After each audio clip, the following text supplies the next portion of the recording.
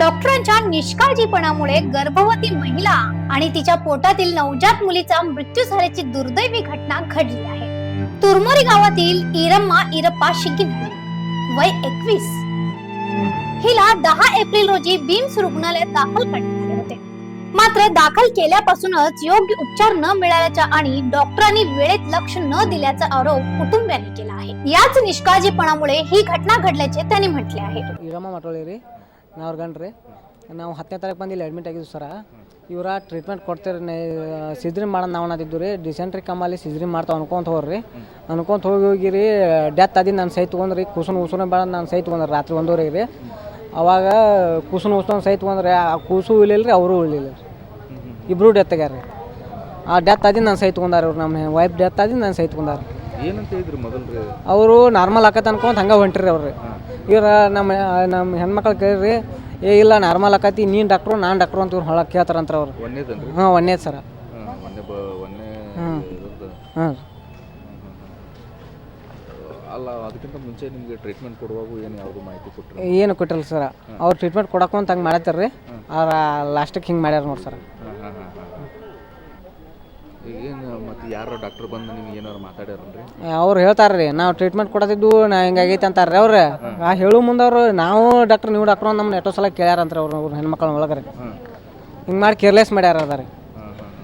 ಈಗ ಹೆಂಗೆ ಡಾಕ್ಟ್ರ್ ಇದು ನಿರ್ಲಕ್ಷ್ಯ ಅಂತಾರೆ? ಹಾಂ ಡಾಕ್ಟ್ರ್ ನಿರ್ಲಕ್ಷ್ಯ ರೀ ಅವ್ರದ್ದು ತಪ್ಪು. ಹಾಂ ಯಾವ ಮೇನ್ ಹೆಡ್ ಡಾಕ್ಟರ್ ಯಾರು ಬಂದು ನಿಮ್ಗೆ ಮಾತಾಡ್ಸಿಲ್ಲ? ಅವ್ರು ಹೆಣ್ಮಕ್ಳು ಇದ್ರಲ್ಲ ನಮ್ಮನ್ನಂತೂ ಒಳಗೆ ಬಿಡಲ್ಲ ರೀ. ನಮ್ಮನ್ನು ರಾತ್ರಿ ಡೆತ್ ಟೈಮ್ ಕಷ್ಟ ಸೈ ಮಾಡಾಕದಾರ ರೀ. ನಾವು ಗೊತ್ತಿರಲಿಲ್ಲ, ನಾವು ಹೊರಗೆ ಇರ್ತಿದ್ವಿ ರೀ. ಅವ್ರೇನು ಒಳಗೆ ಬಿಡ್ತಿರ್ಕಿಲ್ಲ ನಮ್ಮನ್ರಿ. ಅಲ್ಲಿ ಹೋಗಬಾರ್ದು ಅಂತಾರೆ ಅವ್ರು. ನಿಮ್ಮ ಹೆಸರು? सोमवारी मध्यरात्री सुमारे 1:30 वाजता इरम्मा हिचा मृत्यू झाला. तसेच पोटातील नवजात मुलीचाही मृत्यू झाला आहे. या घटनेमुळे कुटुंबियांनी संताप व्यक्त करत न्यायाची मागणी केली. ಡೆಲಿವರಿ ಮಾಡ್ಕೊತಾನಂತ ಅಂದ್ರೆ ಅವ್ರು 10ನೇ ತಾರೀಕಿಗೆ. ಹ್ಞೂ ರೀ. ಹಾಂ ಇಲ್ಲೇ ಅಡ್ಮಿಟ್ ಮಾಡ್ಯಾರ. ಆಂಬುಲೆನ್ಸ್ ಗಾಡಿಯಾಗನ ಬಂದವ್ರಿ. ಬಂದು ಹ್ಞೂ ರೀ, 1ನೇ ಡೆಲಿವರಿ. 21 ರೀ. ಚಲೋನ ಇದೆ ಹೇಳ್ರಿ. ಆಕೆಗೆ ಏನು ಪ್ರಾಬ್ಲಮ್ ಇರಾಕಿಲ್ಲ ಬಿಡ್ರಿ. ಮೊದಲಾರು ಆಕಿನ ನೆದಾಡ್ಕೊಂತ ಅಡ್ಡಾಡ್ಕೊಂತಾನೆ ಅದಾಡ್ರಿ. ಇವ್ ಬೇಕಾರೆ ಸುತ್ತಕೊಟ್ಟು ಪೇಷಂಟ್ಗಳನ್ನೆಲ್ಲ ಕೇಳ್ಬೇಕಾರೆ ಇಲ್ಲೇ ಒಂದು 10 ತಿಂಗಳು ಡ್ಯೂಟಿನೂ ಮಾಡ್ಯಾಡ್ರಿ. ಆಕೆ ನನ್ನ ಡ್ಯೂಟಿ ಮಾಡ್ಯಾನ ಅಲ್ಲೇ ನನಗೆ ವಹಿವಾಟು ಐತಿ, ನಾನು ಅಲ್ಲೇ ಮಾಡ್ಸವ ಅಂದ್ಲ. ಅದಕ್ಕೆ ಕರ್ಕೊಂಬಂದೀನಿ ರೀ ನಾನು. ಹಾಂ ಕೆಲಸ 10 ತಿಂಗಳು ಮಾಡ್ಯಾಡ್ರಿ. ಮತ್ತು ಹೊಟ್ಟಿಲಿ ಉಳಿಯಾತ್ಲೇ ಬಿಟ್ಟು ಹೇಳ್ರಿ ಆಕೆ. ನಾವೇ ಬಿಡಿಸಿದ್ದು ರೀ ಆಕೆನ. ಅದಕ್ಕಾಗಿ ಇಲ್ಲೇ ತೋರ್ಸವ ಅನ್ನಕತ್ಲ ಇಲ್ಲೇ ತೋರ್ಸ್ಕೊಂಬಂತ ಕರ್ಕೊಂಬಂದೀನಿ ರೀ ಆಕೆನ.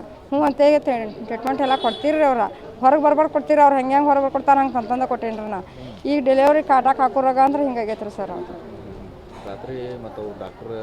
ಅವ್ರನ್ನ ಎಷ್ಟು ಕರೆದು ರೀ ನಾವು ಒಂದು ಒಬ್ಬಿನ ಗುಳಿಗಾರ ಕೊಡ್ಸವ ಸಿಜ್ರಿನ್ರ ಮಾಡ್ಸಂತಾರೆ ಹುಡುಗಿ. ಆ ಹುಡುಗಿ ಅಂತಾರೆ. ಅದಕ್ಕೆ ನೋಡಿ ಬರ್ರಿ ಹೆಂಗಾರ ಅಂದ್ರೆ ಪೇನ್ ಹಂಗೆ ಬರೋವನ ರೀ ತಡ್ಕೋಬೇಕ್ರೇಟ ಅಂತ ಅಂದಾರ್ರಿ ಅವ್ರು ನಮ್ಗೆ ರೀ. ಎಲ್ಲ ತಡ್ಕೋಬೇಕು. ನೀವು ಹಡ್ದೇ ಇರಲ್ಲವ್ರ ಅಂತ ಕೇಳ್ರಿ ಅವ್ರು. ನೀವು ಡಾಕ್ಟ್ರು ನಾವು ಡಾಕ್ಟ್ರು ನಿಮ್ಮ ಮಕ್ಕಳಿಗೆ ನಿಮ್ಗೆ ಹೇಳಕ್ಕೆ ಗೊತ್ತಾಗೋಲ್ಲ ಅಂತ ಕೇಳಿದಾರೆ ಅವ್ರು ಸರ್.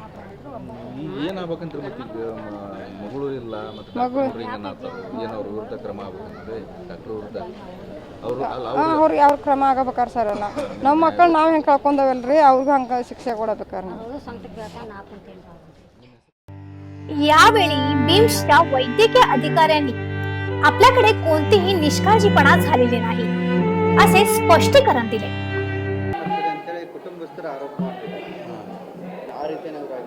ಇಲ್ಲ, ನಿರ್ಲಕ್ಷ್ಯ ಅಂತೂ ಏನೂ ಇಲ್ಲ. ಅದು ಪೇಷಂಟು 10ನೇ ತಾರೀಕು ಬಂದಿದೆ. ಅವಳು 1ನೇ ಪ್ರೆಗ್ನೆನ್ಸಿ ಇತ್ತು, 39 ವಾರ. ಸೊ ಅವಳಿಗೆ ಅಕ್ಯೂಟ್ ಜಿ ಆಗಿತ್ತು, ಡೈರಿಯಾ ಆಗಿತ್ತು. ವಿತ್ BP ಜಾಸ್ತಿ ಇತ್ತು, PH ಅಂತಾರೆ. ಅದಕ್ಕೆ ಬಂದಿದ್ದಳು, ನಾಟ್ ಇನ್ ಲೇಬರ್. ಸೊ ಅವಳು ಬಂದು ಅಡ್ಮಿಟ್ ಆದಳು. ನಾವೆಲ್ಲ ಎವ್ಯಾಲ್ಯೂಷನ್ ಮಾಡಿದ್ವಿ.